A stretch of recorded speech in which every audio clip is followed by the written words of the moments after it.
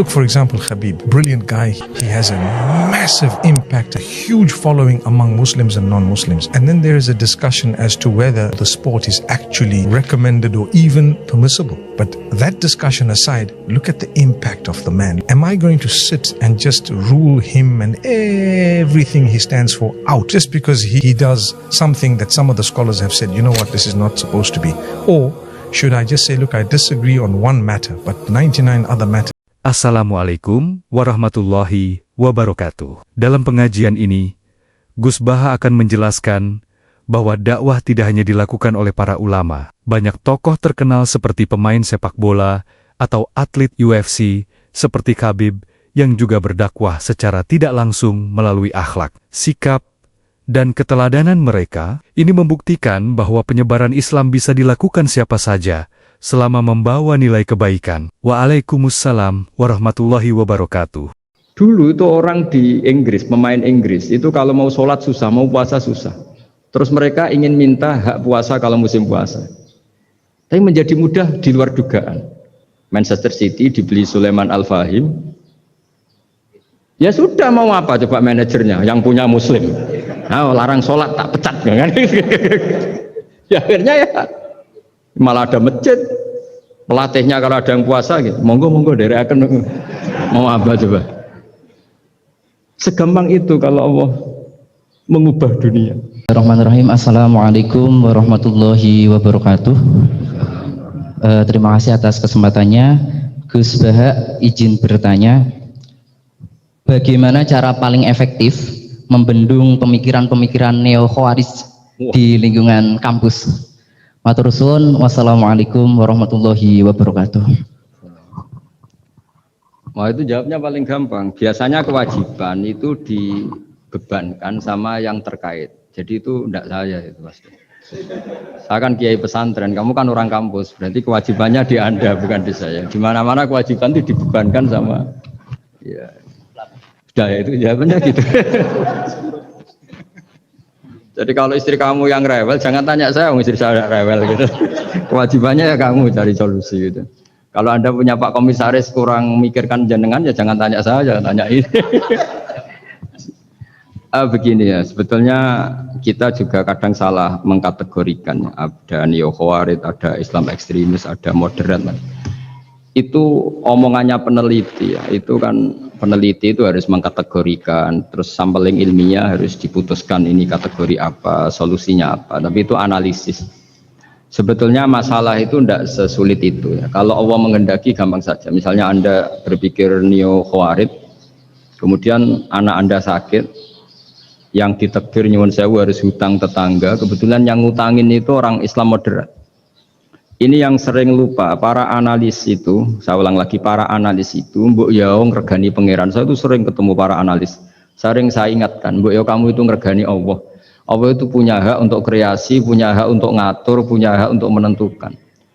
Kita misalnya begini, kadang berpikir orang neo khawarij tadi itu bisa nggak ekstrim kalau bacanya buku ini atau ngikuti pikirannya tokoh ini, itu kita.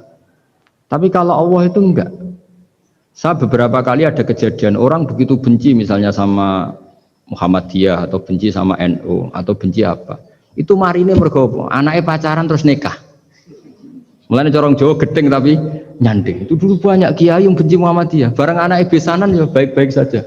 Karena nanti cucunya jadi Muhammad NU. itu buahnya ada 1-2 itu. Sama nanti orang yang kuras gitu ternyata pas butuh bantuan yang nolong itu Islam moderat. Akhirnya kan karena Al-Insan Abdul Ihsan itu ya respect. Jadi, nah tapi kita sebagai analis ngiranya kalau pikiran itu dilawan pikiran, tidak mesti juga. Jadi manusia itu segampang itu. Dulu yang namanya Abi Sufyan itu bencinya sama Nabi, Masya Allah, juga sebaliknya. Tapi ketika Ummi Habibah jadi istrinya Nabi, itu kebencian yang penggemar Abi Sufyan dan Nabi cair. Begitu juga Juwairiyah. Makanya ketika ada konflik besar antara kelompok-kelompok itu, karena mereka sebagian sudah jadi istrinya Nabi, itu mereka bilang asharu Rasulullah SAW. Jadi konflik yang se-ekstrem itu selesainya pakai besanan. Ashar itu besanan. Mau tukaran gimana? Mau benci Muhammadiyah gimana? Cucunya sekarang sudah Muhammad NU. Yang NU juga cucunya sekarang, ya sudah. Akhirnya ya baik-baik saja. Jadi tidak udah ada solusinya. Kalau Allah sudah menghendaki nanti gampang saja. Sama jangan tanya, lah kapan itu Gus? Yang saya ada Tuhan, kamu tanya ya, tanya sama Allah. Jawabannya wallahu a'lam. Tapi saya mohon para analis ya, jangan corong Jawa ojo ngilani pangeran. Tuhan itu diberi hak untuk menyelesaikan karena banyak yang di luar dugaan. Wahsy itu menjadi mukmin justru setelah membunuh Hamzah. Khalid bin Walid menjadi mukmin justru setelah menang di perang Uhud. Tapi kalau Allah menghendaki segampang itu. Yaitu ketika Khalid bin Walid menang di perang Uhud karena sahabat melanggar perintah Nabi harus tetap di atas gunung sementara mereka melanggar turun ke gunung. Itu Khalid bin Walid itu, wah Muhammad itu luar biasa. Anak buahnya melanggar saja dikasih sanksi, apalagi kita. Ini berarti orang yang sangat diperhatikan oleh Tuhannya. Terus dia cara berpikir begitu. Akhirnya masuk Islam. Banyak orang masuk Islam itu malah pas menyembah Tuhannya, Tuhan berhala. Itu ada orang Arab, zaman Arab dulu. Pas mau nyembah berhalanya, pas ada luwak kencing di kepala berhala itu. Terus dia, aduh punya Tuhan kok gak keren, gimana? Terus masuk Islam. Jadi dia dapat hidayat pas keliru. Kalau dalam cerita kewalian ya Sunan Kalijogo itu, dia jadi muridnya Sunan Bonang. Kenalan pertama karena begal Sunan Bonang. Pas begal malah jadi murid. Jadi kalau Allah itu punya sekian cara. Kadang kiai itu gak bisa mengislamkan orang, tapi banyak mahasiswa punya pacar non muslim itu yang islamkan pacarnya. Ribet kan kalau sudah mau apa coba itu memang. Ya sudah, Allah itu diberi hak ya tetap Allah sebagai Tuhan itu tidak usah. Mbah Mun itu diantara yang sering dikatakan beliau itu dulu saya juga agak protes dengan tanda kutip, tapi beliau ngendikan ya saya sami'na wa ata'na. Kata beliau gini, hak sok itu sing gawa agama nang Indonesia itu pegawai negeri, yang bawa agama kemana-mana itu pegawai negeri. Saya sempat protes. Lah santri bah, mau santri karuan mau santri. Tapi setelah saya jadi kiai, ya bebas lah saya jadi kiai. Ini kan sudah jadi kiai betul, sudah jadi kiai betul. Tanpa SK kan Pak Kiai. Kalau komisaris pakai SK, kalau kiai itu nggak usah SK. Setelah saya jadi kiai itu sering ada tamu dokter, ada tamu tentara, ada tamu pegawai-pegawai negeri. Itu bilang, saya ini dokter. Karena saya dokter. Kadang datang di pedalaman Papua, NTT itu kan atas nama dokter, yaitu di puskesmas desa-desa tertinggal. Karena mereka muslim berkebutuhan Islam, yaitu ada sholat, ada masjid, akhirnya dibikinkan. Dan orang ke sana, orang di sana yang mau apa coba? Wong itu negara. Coba kalau yang datang kita sebagai kiai, dianggap misionaris kan?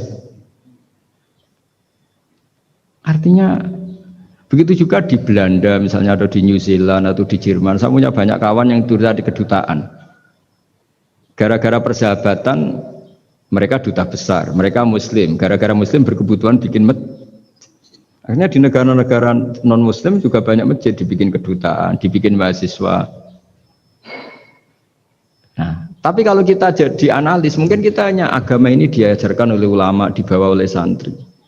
Tapi tidak seperti itu, nyatanya Allah dengan kehendaknya bisa saja menyalurkan agama ini lewat PNS, lewat macam-macam. Jadi Allah itu maha kuasa. Makanya kita ini hanya bersaksi bahwa innallaha ala kulli syai'in qadir. Nah, kita sebagai kiai memang bantu mengenalkan ahkam fikihnya yang detail-detail itu. Tapi kalau menyebarkan Islam itu Allah punya cara. Saya kemarin pas ketemu Habib Quraisy, di antara yang diceritakan itu, orang Inggris itu kadang kenal Islam itu ya lewat Muhammad Salah itu, pemain bola itu. Karena mereka tidak ingin ngamati kiai, yang ingin diamati pemain bola. Jadi pertama, itu orang Prancis itu tidak benci Islam itu gara-gara Zainuddin Yazid Zidane itu. Zizou itu loh, itu namanya Zainuddin Yazid. Yazid Zainuddin, kena bahasa Prancis jadi Zinedine Zidane. Itu dulu imigran dari Aljazair itu dibenci sama orang Prancis. Tapi setelah yang membawa Prancis juara itu adalah seorang Zidane.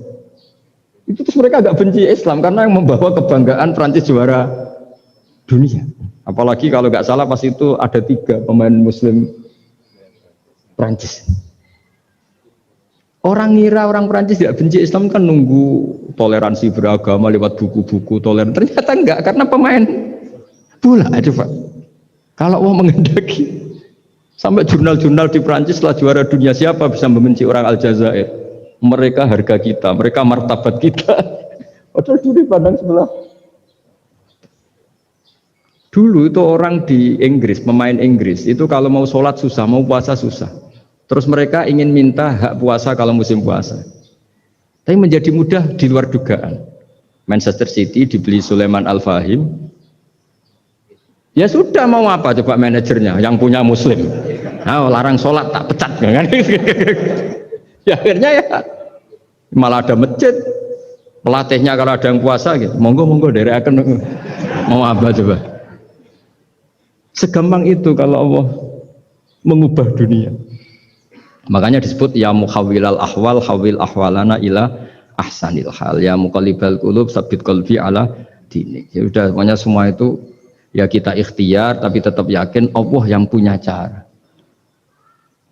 Dalam sejarah yang terkenal Islam masuk Indonesia itu tidak lewat ustadz, lewat pedagang. Versi ya sejarah yang terkenal meskipun banyak versi. Gara-gara ada pedagang, mereka muslim, mau tidak mau ya tetap berkehidupan muslim.